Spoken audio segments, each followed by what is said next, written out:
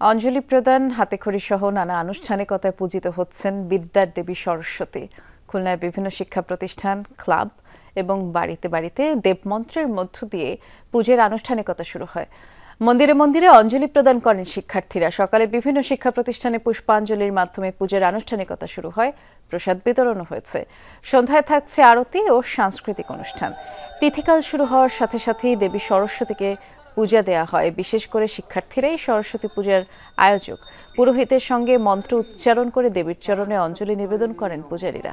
এ সময় বিদ্যা, বুদ্ধি, জ্ঞান ও সৌন্দর্যের জন্য দেবীর আশীর্বাদ প্রার্থনা করেন তারা।